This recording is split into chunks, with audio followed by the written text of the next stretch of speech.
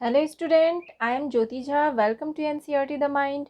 तो आज मैं आपको पढ़ाने जा रही हूँ क्लास 8 की हिंदी बुक भारत की खोज का पहला अध्याय अहमदनगर का किला।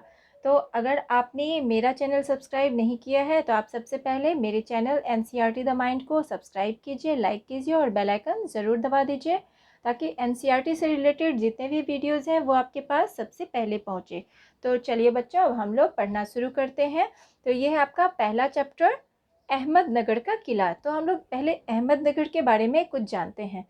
तो अहमदनगर का किला महाराष्ट्र के अहमदनगर के पास भिंगर नदी पर स्थित एक किला है जिसका निर्माण 15वीं और 16वीं शताब्दी के दौरान निज़ाम शाही वंश के पहले सुल्तान मलिक अहमद ने करवाया था।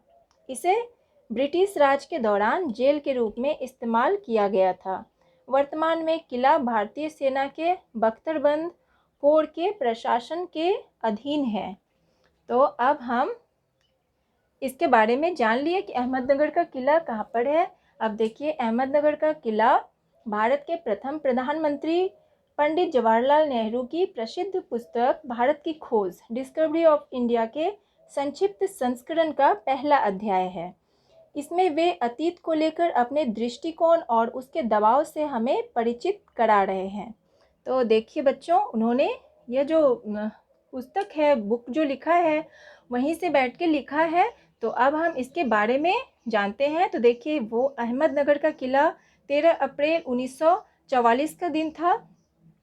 यह मेरी 9वीं जेल यात्रा थी। हमें यहाँ आए 20 महीने से भी अधिक समय हो चुका था।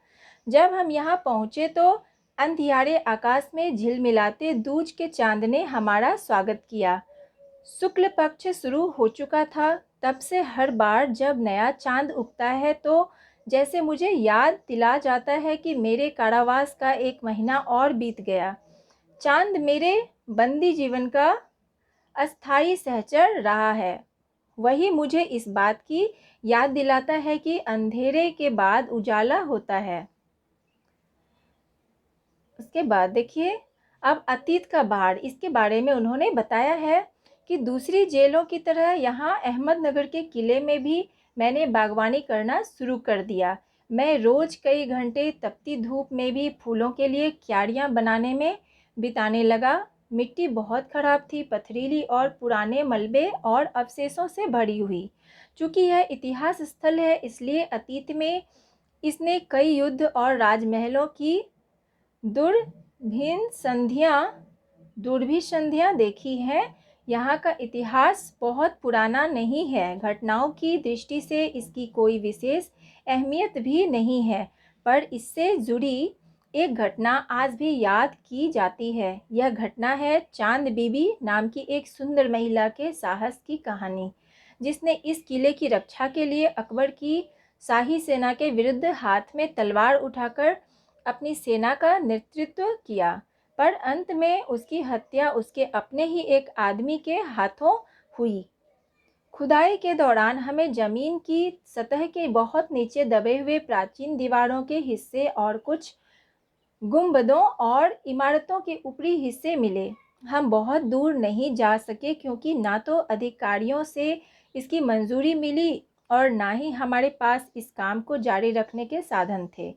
अब मैंने कुदाल छोड़कर हाथ में कलम उठा ली है, पर मैं जब तक आज़ाद नहीं हो जाता और कर्म के माध्यम से वर्तमान को अपने अनुभव का हिस्सा नहीं बना लेता, मैं उसके बारे में नहीं लिख सकता। ना ही पैगंबर की भूमिका अख्तियार कर मैं फ़िलहाल भविष्य के बारे में लिख सकता हूँ।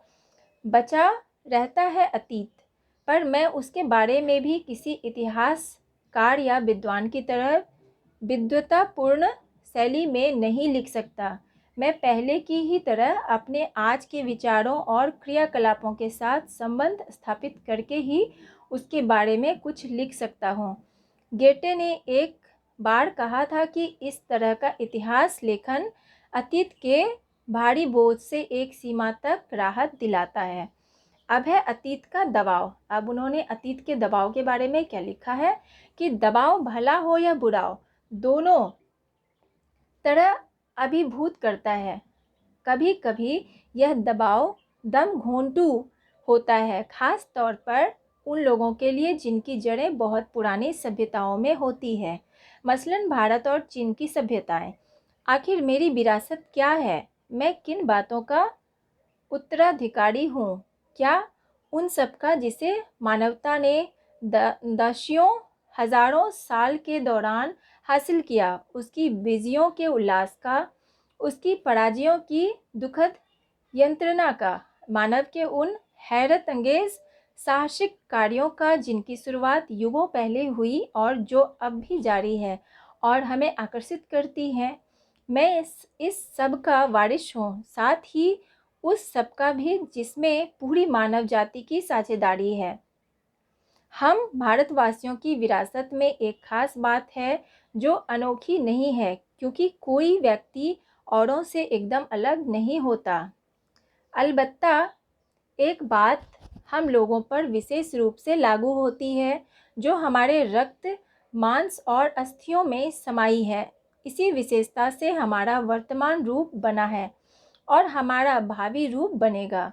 इसी विशिष्ट विरासत का विचार और वर्तमान पर इसे लागू करने की बात एक लंबे अरसे से मेरे मन में घर किए है। मैं इसी के बारे में लिखना चाहता हूँ। विषय की कठिनाई और जटिलता मुझे भयभीत करती है। मुझे लगता है कि मैं सतही तौर पर इसका स्पर्श ही कर सकता हूँ। तो इस तरह से बच्चों, आपका ये चैप्टर ख़त्म हो चुका है। तो अब हम लोग अगले चैप्टर में मिलेंगे। अगर आपको अच्छा लगा ये चैप्टर पढ़ के, तो आप मेरी चैनल एनसीईआरटी द माइंड को सब्सक्राइब कीजिए, लाइक कीजिए और बेल आइकन ज़रूर दबा दीजिए, ताकि मेरे जितने भी वीडियोज़ हैं वो आपके पास सबसे पहले पहुँचे। और आपको अगर कुछ समझ में नहीं आता है तो आप कमेंट में भी पूछ सकते हैं मुझसे। तब तक के लिए bye, take care, thanks to watch my video.